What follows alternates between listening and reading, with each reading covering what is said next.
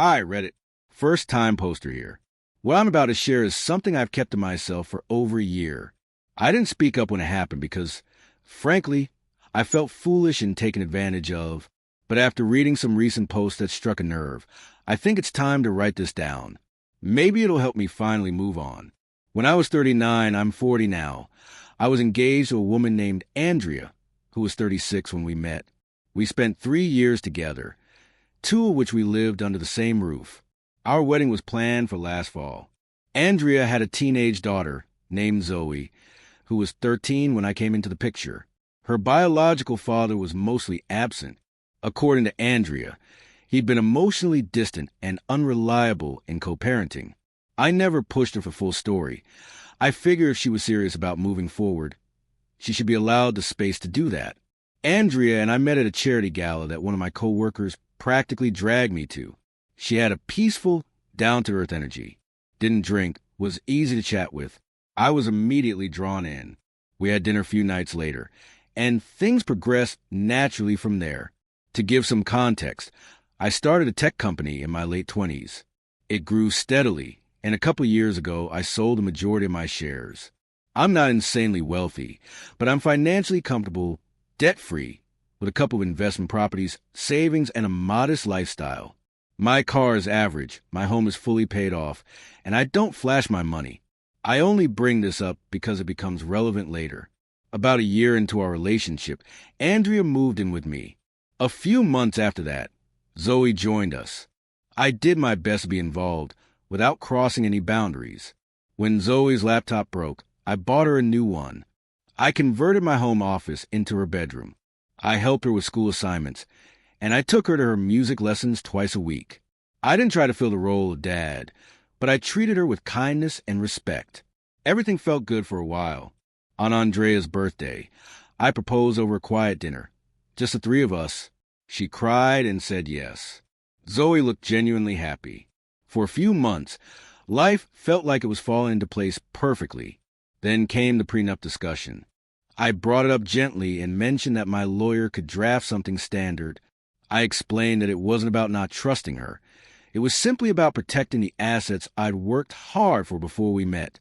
I was open to splitting anything we built together during the marriage, and even included fair terms for spousal support based on how long we stayed married. It was reasonable.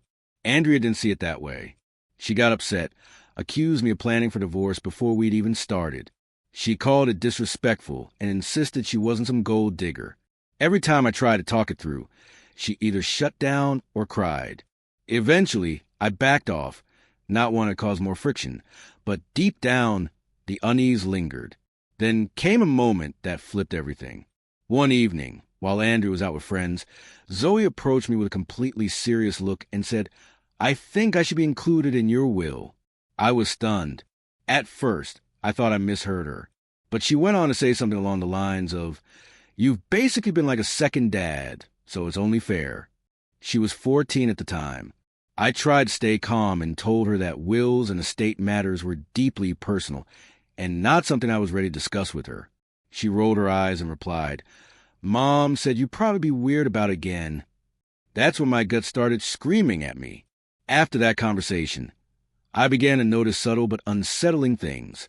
Quiet conversations between Andrea and Zoe, Andrea checking my computer screen when she thought I wasn't looking, her sudden interest in my life insurance details. She kept asking whether I'd talked to my lawyer yet. Eventually, I crossed a line. I went through her phone. I'm not proud of it. I know it was a breach of privacy, and I don't excuse it. But I felt like I was losing my mind and needed the truth. What I found sickened me. There were messages between Andrea and her sister, between her and a friend named Mia, even a couple between her and Zoe that chilled me. One read, "If he doesn't sign over anything, I'm done wasting my time. I've invested 2 years already." Another said, "He's still insisting on the prenup.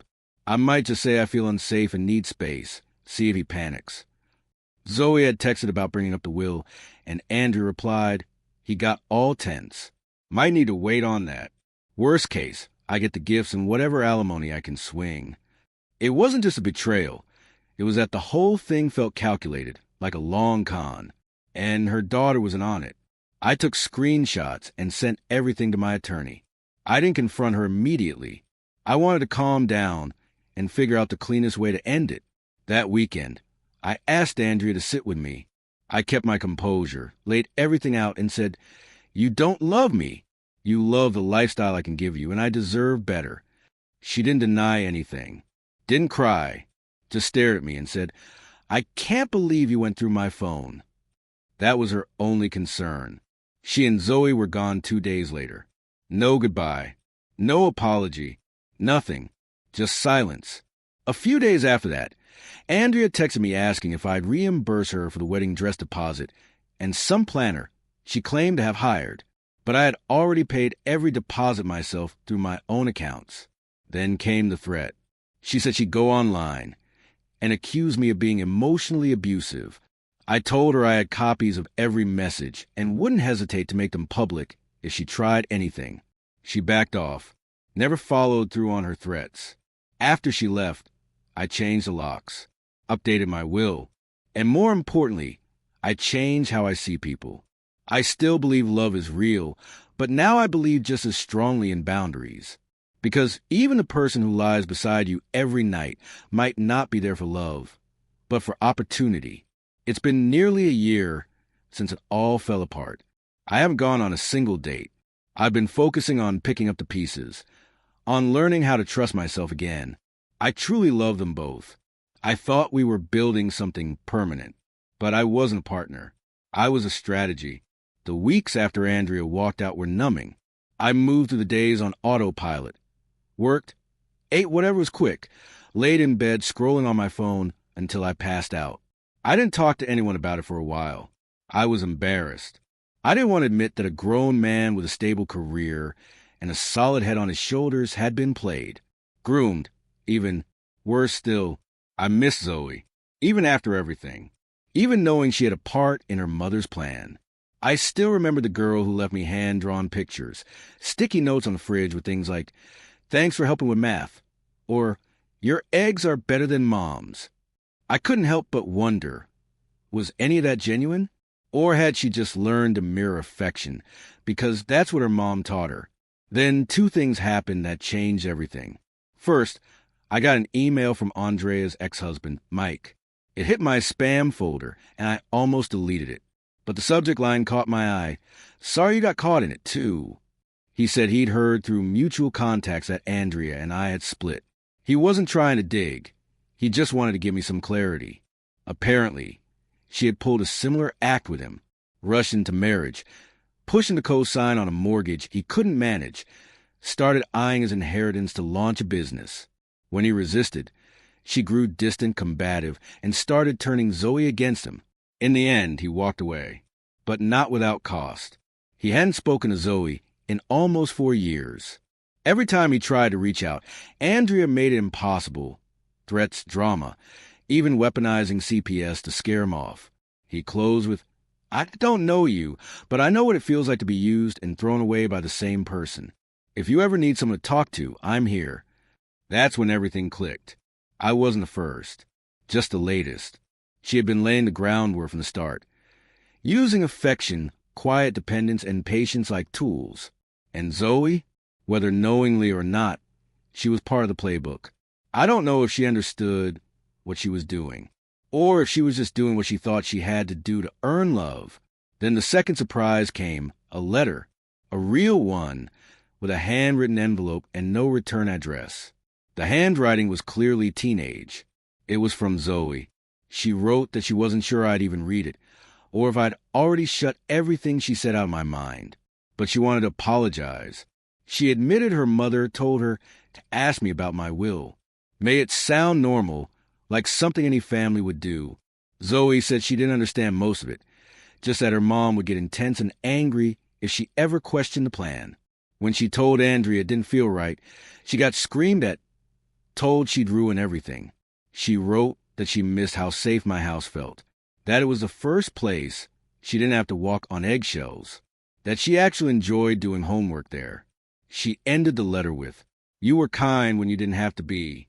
I know I don't deserve anything from you, but thank you. I'm sorry I hurt you." I sat at the kitchen table holding that letter For a long time. I haven't replied. I don't even know what I'd say. I know I could never let Andrea or Zoe back into my life. Not really. But I also can't bring myself to hate a kid raised by someone who treats people like assets. Things are better now. I finally started therapy, reconnected with some friends. I even adopted an old rescue dog. He snores like a tractor and clears a room with one fart, but he's loyal, and he never lies to me. That's a start. There are still moments that catch me off guard. Driving past the bakery where we picked our cake. Seeing a kid Zoe's age in the same hoodie I bought her last Christmas. Grief doesn't have a schedule, but I'm healing, slowly, and on my own terms. If there's one lesson I've taken from all of this, it's this. Love alone is not enough. Trust needs boundaries. And sometimes the kindest thing you can do for yourself is walk away before you're broken beyond repair.